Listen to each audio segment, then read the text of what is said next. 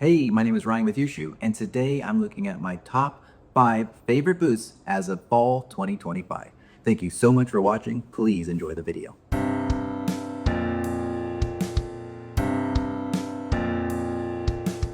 One thing I just want to say as a caveat to all of these boots, every single boot you've seen me review, I love. I just love boots. I love buying them. I love different ones. I love all sorts of brands. So if you've seen me review a pair of boots, it's because I was interested in those boots, even if they were sent to me for free. But these are just the ones I really, really love. I feel like just fit my foot the best and just fit my wardrobe the best. So just keep that in mind as I go through it. So to get started, I want to get some housekeeping out of the way. This isn't the list of my best boots that I have. This is the list of my personal favorites. And I guarantee the top 5 that are my favorites won't align with anybody else because there's a certain thing about each one of these boots that makes it one of my favorites. It's not the construction, it's not the value, it's just something about these boots. Another thing I want to bring up about how I go through these boots is they aren't ranked. These are just the top 5 that I have, the ones that I wear the most, the ones that I use the most, and how I'm going to go through them, it's going to be by price. I'm not going to rank the boots in the top 5. They're just going to be shown to you in cheapest to most expensive. And I know you guys are going to disagree with so many of my choices, and that's what's great about this boot community. And I think my choices are a little odd, to be honest, because I'm a little odd, but that's what's great. We're gonna talk about boots that cost $100, so if that's all you have, I think they're great. And we're gonna talk about boots that almost cost $1,000. So if it's something that's in your price range, that's awesome too. So let's just have fun. Maybe in the comments below, if you can give me your personal top 5 favorite boots so we can kind of use this as a launching point for a conversation about the boots we really love. So to get started, we're going to start with a boot that's probably going to be controversial and kind of what started my thought of making this video. And it's going to be the desert boot. Yeah, Clark's original desert boot. This is my 4th pair of these boots.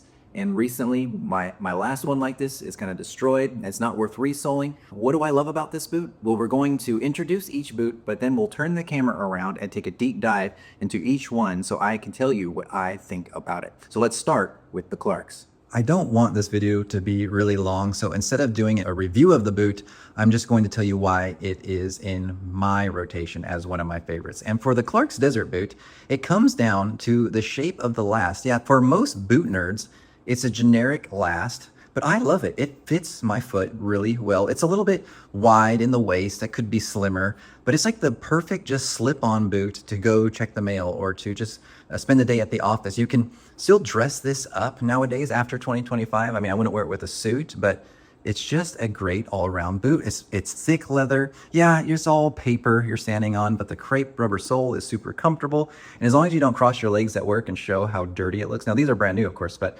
these look terrible after your first use on like blacktop. But I just love the overall top-down shot of my foot. I love how easy to get these on and off. I love how they break in and they feel. Now they're not resolable or they're not worth it to resole them. But just an all-around awesome boot. If you have 100 to 150 bucks, get this boot. You'll love it. You'll be able to cuff your jeans. You'll still look cool. Most people who aren't into boots will still think it's a nice looking boot, and they won't even be able to see the difference between this and a really expensive boot. But not too much to say about this. There's a lot on the internet about these boots. It's a cool boot to me, and I think it's well worth the price. And of course, this being my 4th one, I think if you went and bought them, you'd be happy with them too. So what is my second favorite boot? Well, some of you will know this, my longtime viewers, and again, it's going to be a surprise, but it's a Thursday boot. My Thursday diplomat boots. Yeah, this has been my work boot for a long time, and I love these boots. I'm at a crossroads of what to do with them. They need a new sole. I don't know what I want to do. Maybe we'll talk about that a little bit more when I review the boot, but I love these. They're still 200 bucks. You can still get these a great deal on eBay for under 100. And this is one of my favorites. Let's see why it is though. I'll admit with my Thursday boots that this may be a little bit more of a sentimental choice. I just have had some amazing memories in these boots. And a part of that was a vacation with family where I had to run in pouring down rain. And when that happened, these boots like totally conformed to my feet perfectly. And just, I don't know, I kind of bonded with the boot. And then it just made me think of that vacation, a really great vacation where everything worked out perfectly. So, I mean, this is sentimental, but I still think I love the look of a good diplomat boot because you can take this on a job site or you can, take it out to dinner. It's got the sleeker, not as bulbous mock toe. It's got the super casual wedge. It's comfortable. The only really negative thing about it is where I'm at with this exact pair, because now I need to resole them, but it's almost like they're not worth resoling because I'm having some issues with the fiberboard just kind of peeling up. Now, if they would make this boot the same exact boot with just a leather lasting board, I think it would be just an awesome boot. But as it sits right now, it's more of a sentimental thing, but I still love wearing these. They're insanely comfortable. Yeah, they're not gonna last forever because that fiberboard lasting board, but I do love these boots. So now we're going into my most controversial boot. We're going to jump off in price. So let's just show it. This is the Lewisjet boondocker boot. Now, the reason why I say there's controversy with this boot is because I got these right before tariffs kicked in, and right now this was a $500 boot and still is $500 for the most of the world, but for US, you're gonna pay a tariff on it. It's gonna be like $750. So for a lot of people, that isn't going to be worth it. But I'm going to tell you right now, even at that price, this boot is absolutely worth it. Let's turn the camera around and let me show you why I feel that way. If I'm gonna be really honest with you, which hopefully you guys feel that I'm honest with you, this might be my favorite pair of boots that I've ever had. Now, the design of them is just rad. It's just super cool, unstructured toe. But the reason why these are my favorite, or might be my favorite unofficially, is for a couple reasons. First, the last this boot is built on, it's like perfect for my foot. It is an unbelievably comfortable last. It has that super narrow waist, kind of smaller heel, but then it widens out in the forefoot. It is perfect for me. You can't see it, but it has a incredibly thick veg tan insole that has molded into my foot. And then the front part of the vamp is unlined. So it's just like a leather slipper that's heavy duty. I mean, the leather is super thick. I don't know if you can see that, but it's super supple. Now, this boot comes in different styles. It comes with like a Tochigi leather from Japan, comes with the darker leather. So it's, versatile if you really, I want it in every one of those leathers. It's just right now with the tariffs and it being $700, it's not something I have the funds for at this moment. But the other thing is for QC, this is as good as any Viberg or John Lofgren boot I've ever had. It's perfect QC. It's absolutely stunning QC. And it feels more like an XBXS boot and not just a Lewisjet boot. So this is a stunning boot, one of my favorite evers. Even if I was going to pack up everything I own and move to Europe, which my wife and I have talked about doing a lot, this would be the boot that I did it in. This would be like, I gotta have this boot in my life. The only one disappointing thing about the boot, besides the Terrace, is that the other boot has a seam in the welt. They use like a welt that comes on a roll that's seamed. That's the only thing that reminds me that it's not a $1,200 boot. Otherwise, this feels like a $1,200 boot. So I think it's well worth it at whatever it is after the tariffs right now. And I really wish I could just go and buy this boot in every color that it comes in. I would be super stoked about that. For my next boot, it's going to actually encapsulate many boots that I have. And I'm just going to show you probably the most popular version of that boot, and it's going to be the Alden Indy 403. I have several pairs of Alden Indies. This is my hands down favorite looking boot. I think this boot is the best designed boot ever. I don't know what to say more about that. I know these have been torn apart by Weston & Bros Anvil, and that's okay. I appreciate everything he's said about them, but still, when it comes down to it, this boot is special. I think it's an amazing boot. Yeah, it's too much money for what you're getting, but I have never purchased a pair and thought, that was a mistake. So let's dive into why this boot is special. Do I really need to talk about the Indy boot for that long? It comes down to the True Balance last, the Thomas heel, the extra arch support that's in the counter that extends extra long, and just the overall perfect aesthetics of this boot.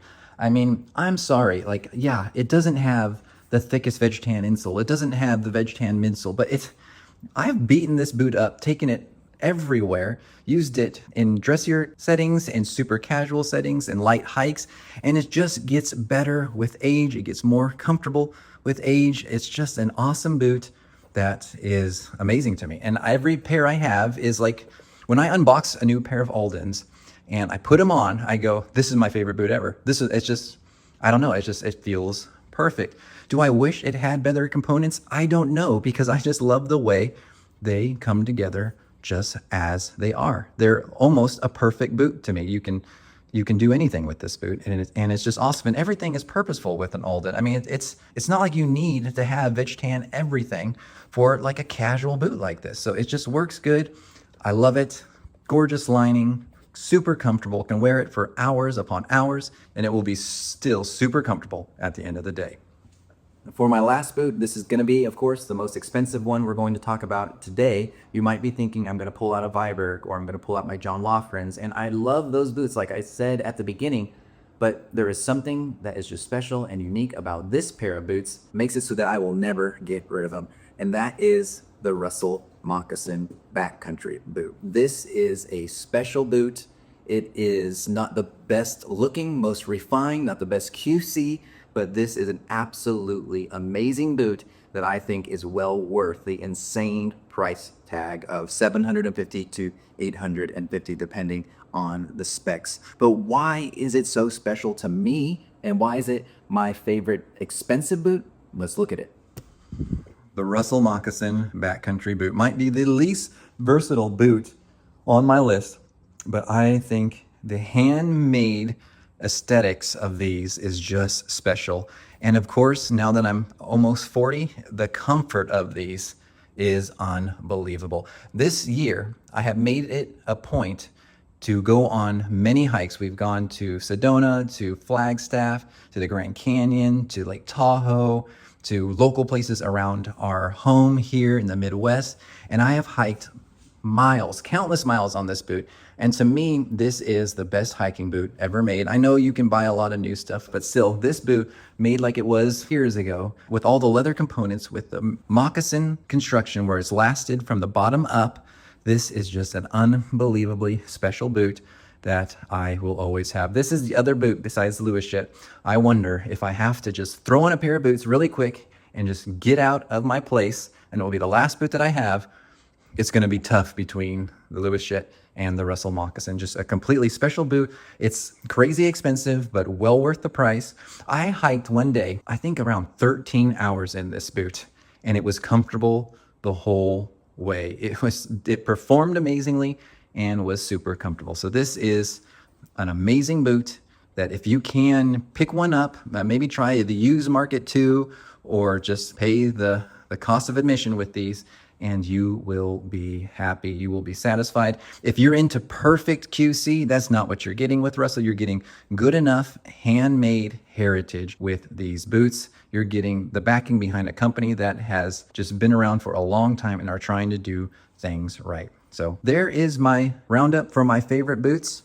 I have a feeling that some of my viewers will not have a single one of these boots in their rotation as their favorite, but I think they are amazing. This is the Ryan from U Shoe favorite. If you have your favorites, please let me know down below. Tell me what you think about mine. If I'm crazy, if I'm an idiot, if I don't know what I'm talking about, let me know. Let's have some fun. Thank you guys so much for watching, and I will see you on the next one.